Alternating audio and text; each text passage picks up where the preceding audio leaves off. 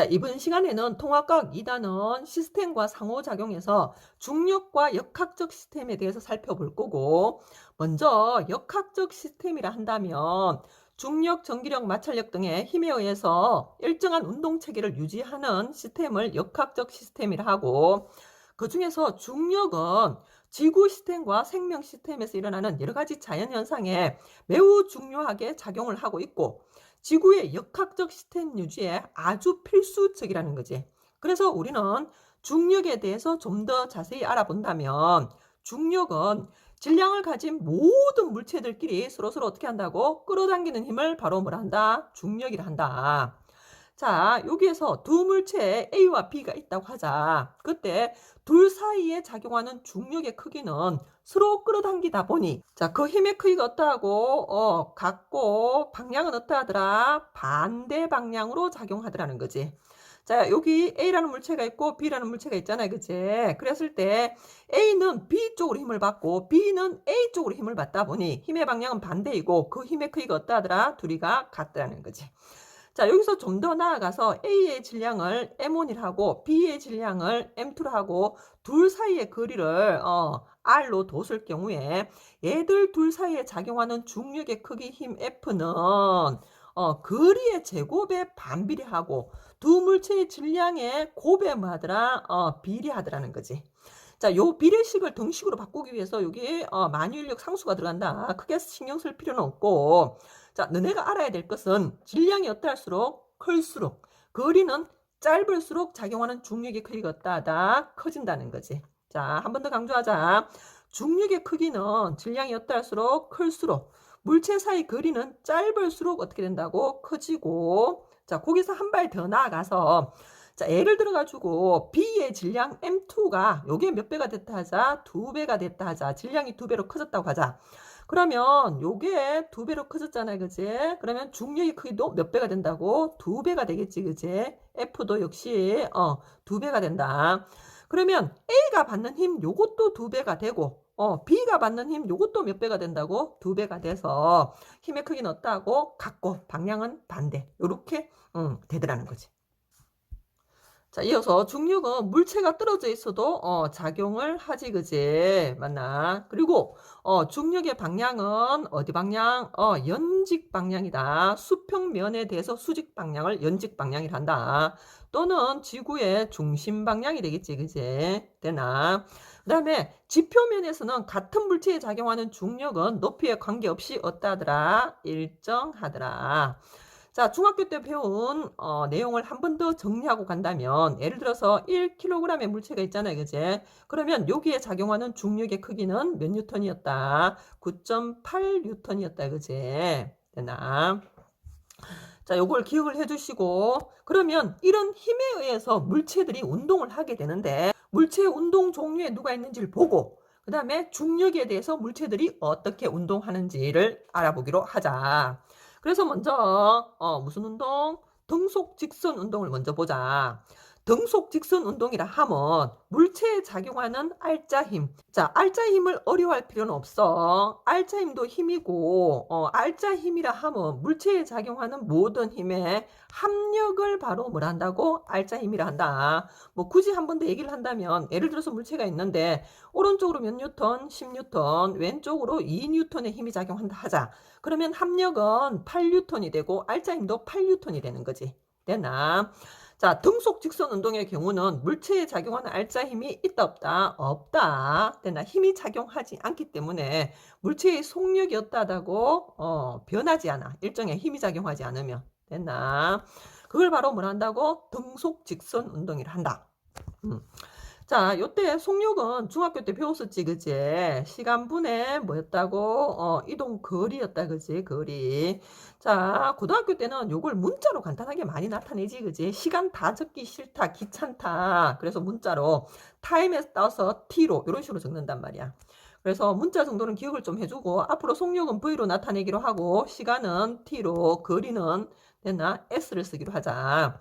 그래서 v는 t분의 s. 그러면 s는 뭐가 되고 vt가 되고 그 다음에 t는 v분의 s. 당연한 거지, 그지? 중학교 때 한 내용들 한 번 더 적어줬고 자, 다시 돌아와서 등속 직선 운동이잖아요. 그제? 등속 직선 운동의 그래프는 어떻게 되냐면 X축이 T고 Y축이 이동 거리 S 됐나? 1대1 그래프와 T고 그다음에 속력 그래프가 어떻게 되냐면 속력이 일정하게 쭉 가니까 시간이 지나면 거리가 쭉 일정하게 어떻게 되더라? 이렇게 증가하는 모양을 갖게 되고 그 다음에 VT 그래프는 속력이 일정하다고 얘기했지. 등속 직선 운동은. 그 속력이 일정해야 되니까 옆으로 이렇게 꺼주면 되는 거지. 자, 요때 좀 알아둘게. 자, VT 그래프에서 면적은 가로 곱하기 세로로서 V에다가 T를 곱하면 되는 거잖아요. 그제? 그럼 요게 뭐가 된다고? S가 된다는 거지. 이동 거리가 된다는 사실을 기억을 해 주시고 이어서 등가속 직선 운동에 대해서 보기로 하자. 등가속은 말 그대로 일정하게 가속이 된다는 그런 의미야. 그러면 왜 일정하게 가속이 되느냐? 뭐가 작용한다? 힘이 작용을 하기 때문에 가속이 되는 거지. 됐나? 자, 등가속 직선 운동은 알짜 힘이 작용을 하고 있고 어떻게 작용하고 있다고? 일정하게 작용하고 있다는 거지. 그래서 속력은 뭐 한다? 증가하거나 또는 뭐 할 수 있다고? 감소할 수 있다. 됐나? 근데 일정하게 증가하고 일정하게 감소하는 게 등가속 직선 운동이야. 자, 가속도는 어떠하다고? 일정한 걸 등가속 직선 운동이라 한다. 자, 이때 가속도라 하면 단위 시간 동안 속도 변화량으로서 가속도는 식으로 적으면 시간분의 모세 변화 속도 변화량으로 계산할 수 있다는 거지. 자, 요걸 문자로 적으면 가속도 문자는 앞으로 A 쓰기로 하고 시간은 T였다. 그지? 그 다음에 속도는 V였고 속도의 변화를 넣어야 되지. 그지? 그걸 문자 뭐 쓰자고? 델타 삼각형 사용하기로 하자.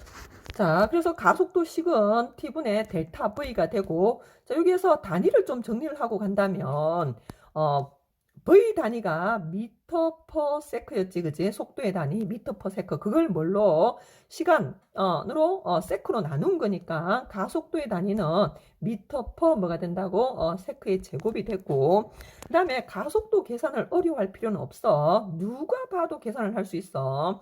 자, 예를 들어서 몇 초일 때, 0초일 때 물체의 속력이 5m per sec였다. 근데 몇 초 후에, 자, 5초 후에 속력이 15m per sec로 됐다고 하자. 그러면 이 물체의 가속도 A는 어떻게 됩니까? 하고 물으면 5분의 속도 변화량 넣으라고 했지, 그제? 그럼 5에서 15가 됐으니까 15에서 5를 빼면 얼마가 된다고? 10이 되고 가속도의 크기는 2, 단위는 미터 퍼 세크의 제곱입니다. 이렇게 대답하면 되는 거지. 됐나? 그래서 가속도식으로는 T분의 델타 V고 요걸 좀 늘려서 쓴다면 A라는 놈은 T분의 자, 속도의 변화량은 나중 속도에서 처음 속도를 뺀 거잖아요. 그치? 그래서 요거 역시 문자로 정리를 좀 한다면 처음 속도는 0초일 때 속도니까 V0라는 문자를 쓰고 나중 속도는 그냥 문자 뭐 쓰자고? V를 사용하자는 거지. 그래서 나중 속도 V에서 V0를 뺀 값이 뭐가 된다고? 속도 변화량이 되고 가속도 식은 그래서 T분의 V-V0 이렇게 되고 단위는 미터 퍼 세크의 제곱 이렇게 기억을 해 주시면 되겠지. 그지? 되나? 그리고 또 가속도식을 한 개 더 기억을 해주면 아주 유용하게 사용을 할 수 있는데 자, 가속도 A라는 놈은 됐나? 요 놈은 뭐 때문에 생기냐면 물체에 힘이 작용했을 때 물체가 가속된다는 거지. 그래서 힘하고 상관이 있다. 항상 힘이 가속도를 결정한다는 거 기억을 좀 해주시고 힘이 어떨수록 클수록 가속도도 커져서 둘이 무슨 관계더라? 비례관계고 그 다음에 같은 힘이 작용하더라도 질량이 1kg짜리가 있고 질량이 10kg짜리가 있을 때 질량이 작은 놈이 더 쉽게 가속이 되겠지. 그치? 그래서 가속도라는 놈은 질량하고는 질량 문자 M 쓰자 반비례 관계더라. 됐나? 요게 바로 뉴턴 제2법칙 가속도의 법칙이야. 그래서 요걸 갖고 와서 가속도라는 것은 m분의 뭐가 되더라? F가 되더라. 단위는 F 단위는 뭐 써야 되고 뉴턴을 사용하셔야 되고 질량 단위는 항상 킬로그램을 사용하셔야 됩니다. 그램이 나오면 킬로그램으로 바꾸어서 계산하셔야 됩니다. 가속도 단위는 아까 봤듯이 미터 퍼 세크의 제곱 사용해 주시면 됩니다. 됐나? 그래서 요게 뉴턴 2법칙으로서 가속도 계산하는 식 A는 n분의 F 요 식도 있다는 거 기억을 해주시고, 그리고 한 번 더 강조를 하는데 가속도가 생기는 원인이 누구 탓이라고? 힘 탓이야, 힘. 됐나? 그래서 가속도의 방향은 항상 힘의 방향과 같고, 그 다음에 힘이 증가하게 되면 가속도도 증가하고, 가속도가 증가한다는 말은 힘이 증가하고 있다는 얘기고, 작용하는 힘이 증가하고 있다는 얘기고, 됐나? 가속도가 감소한다, 힘이 감소한다. 가속도의 방향이 바뀌었다, 힘의 방향이 바뀌었다. 그래서 둘을 짝지로 연결을 좀 해주시면 어느 걸 묻더라도 다른 한 나머지를 갖고 판단할 수 있다는 거지.